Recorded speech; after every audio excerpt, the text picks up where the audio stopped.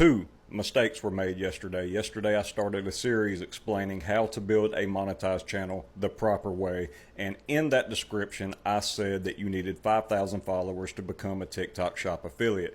Well, what I didn't know while I was making that video was that it had recently changed to 10,000. Now that shouldn't deflate anybody's motivation. If that does deflate somebody's motivation, then they're not getting the picture here. The whole point of this is to build a monetized channel and not get discouraged. 90% of people that try this fail because when the views don't go their way or something don't go their way, they hang it up.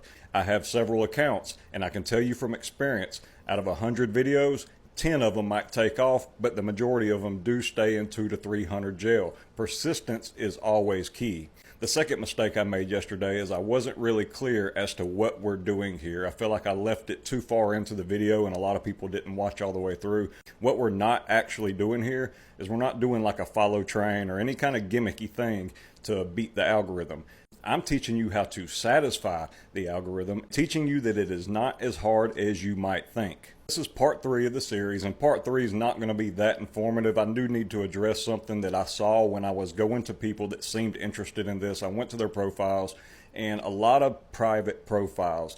It's never going to happen like that. So I get if people don't want to public their profile, but at the very least you need to make a fresh one that you don't need to be private. They will not push a private profile. I don't write the rules. It's just the way it is. And it makes sense if you think about it. And for my people that do have public profiles, you got to keep grinding. I gave a good example of how to get that viral video. All you need to do, and remember this, is to provoke the commentary. What can you say that's going to make somebody have to go to that comment section? And keep in mind, it doesn't have to be positive comments. Negative comments come a lot quicker than positive ones. And it's real easy to provoke a negative comment. The algorithm can't tell the difference between a positive one and a negative one. So just get that comment section lit up and your video is going to push further.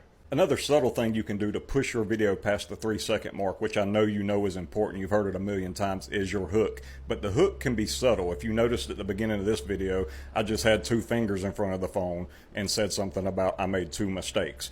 That captured some attention, and hopefully you're still watching. Guys, if you're excited about this community that we're building, then thank you. I really appreciate you being here. And again, remember, do not follow people just to be following them. That hurts you. Only follow people that you legit enjoy watching. You can't beat the algorithm. I do apologize for part 3 of this series being a little lacking in information, but I have a lot of shop videos that I have to make today. I'm really behind actually. But thank y'all all for joining this community, and part 4 tomorrow.